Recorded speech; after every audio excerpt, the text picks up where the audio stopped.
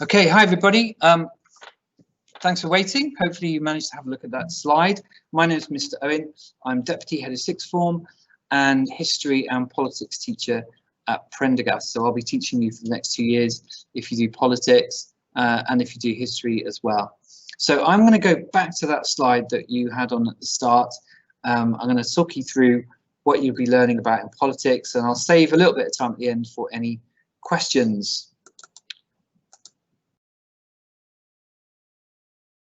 Okay, here we go. So some of the questions, if you have ever asked yourself those questions, if you ask yourself those questions on a day-to-day basis, then politics could be the course for you. It's very much about current affairs, what's happening right now. So let's have a look at one of these, for example. Is it ever okay for countries to invade other countries? Have you ever thought about that? There's a concept called state sovereignty that was established in 1648 at the Treaty of Westphalia, which, said that countries should not interfere or invade with other countries. However, as you probably well know, since 1648, many countries have invaded other countries. Is that okay? Is that ever okay? There are some circumstances where that is okay, and who gets to decide what those circumstances are? Who enforces that? Are there any rules that all countries should abide by? And if there are, who is going to enforce them? We look at that kind of stuff in year 13. You might have been thinking recently about Brexit. What does it mean? How did it happen? Well, we look at that in politics as well. So I'm going to go through some slides now and explain to you what you'll be learning in politics, and then you can ask some questions at the end. So in politics is split up into 3 different sections: UK politics, UK government, and global politics. The first 2 you learn in year 12 with myself and Mr. Waldron, who also teaches sociology, and global politics you learn in year 13. We look at various things in UK politics. We look at democracy. What is democracy? What makes a healthy democracy? Is Britain a healthy democracy? There are many things in Britain that Britain has that aren't democratic at all. The House of Lords, the electoral system that I'll talk about in a minute. Participation. Who participates? Why do they participate? How do they participate? Should we try and increase participation by giving 16-year-olds the vote, prisoners the vote? Should voting be made compulsory? To what extent do pressure groups and social movements like Extinction Rebellion and Black Lives Matter influence politics? How democratic is that? Or is that healthy for the state of the nation? We look at political parties like the Labour, Conservatives and the Liberal Democrats, their origins, their development, factions within them and differences between them. We look at electoral systems. Our current electoral system, first past the post, where you go to a constituency, you go to a booth and you vote for your local MP, is incredibly unfair.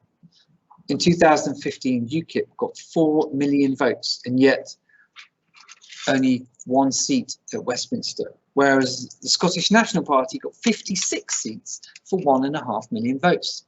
That's not fair. How is that allowed to happen? And what alternatives are there?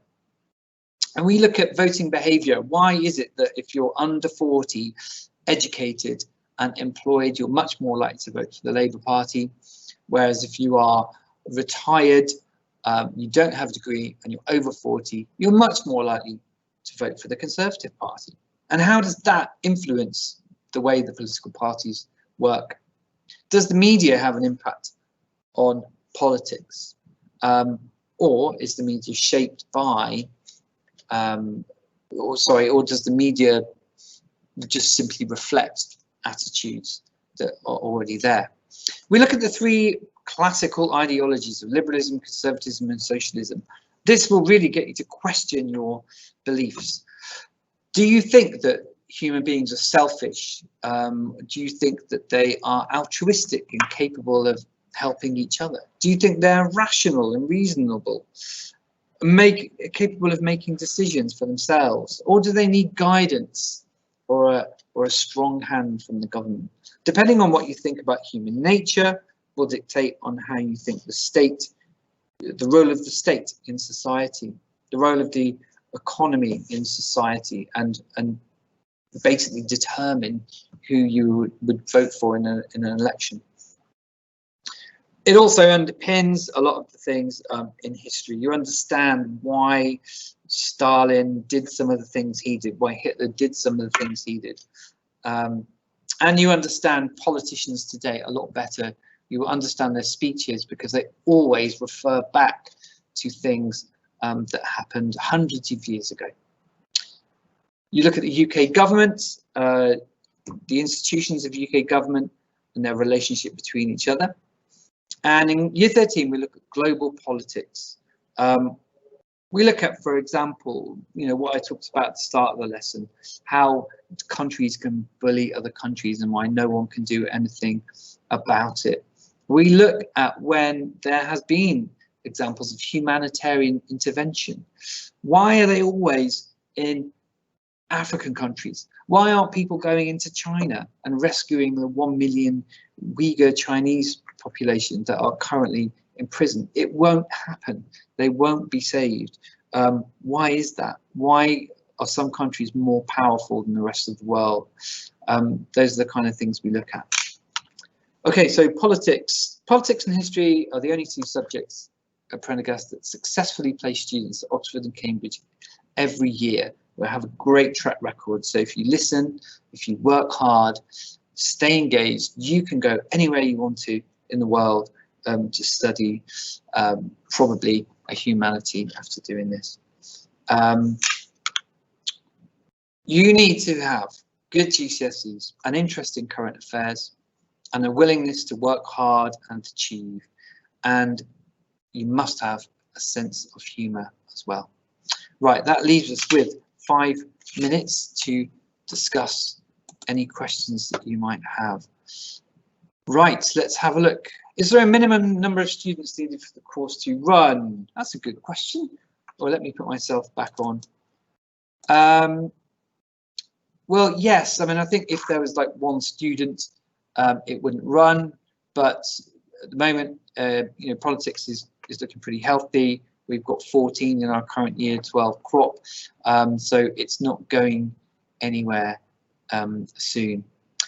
Which other subjects complement studying politics? Right, that's a really good question. So history and politics go together very, very well. As I explained, politics adds context to history. You understand why people make certain moves, but also history adds context to politics as well, because these ideas, these ideologies that I talked about, they didn't just come out of someone's head. They always had historical context behind them. So the sort of evils of the Industrial Revolution prompted some liberals to start thinking differently about the concept of liberalism and whether or not the state should step in to help people out, for example. So history, also English goes really well. Geography goes really well with politics. Year 13 geography and year 13 politics both look in depth at globalization, so they complement each other really, really well in year 13 especially. And also sociology, I would say, go together well. So I would say about half of politics students do history, which is great, as well, because I get to see you more, and we have, we've formed more of a relationship, and you can see how the different subjects work together. Are there any other questions? I'd love to answer them. I might have missed something out.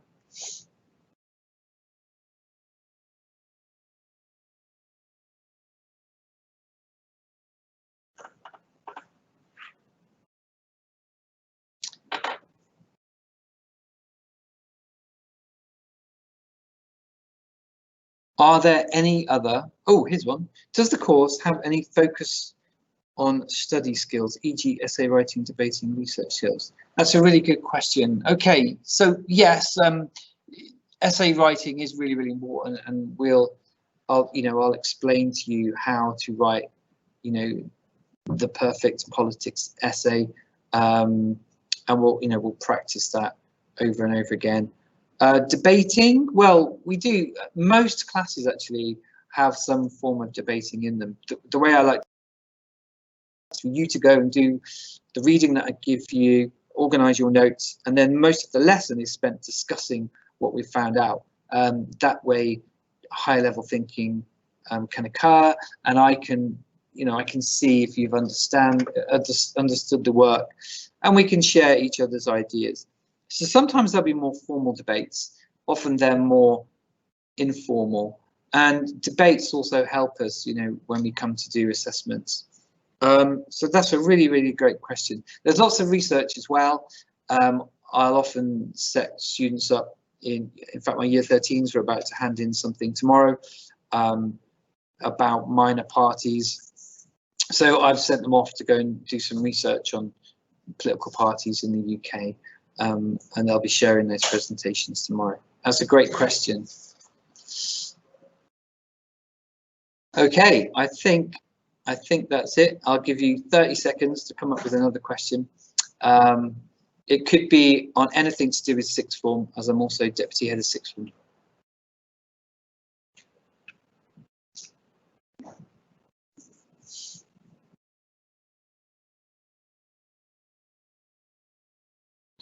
All right, well, thank you for listening. If you've got any other questions, just get in touch with the sixth form team. Details are on the website. It's an absolute pleasure, and I look forward to seeing you next year. Bye-bye.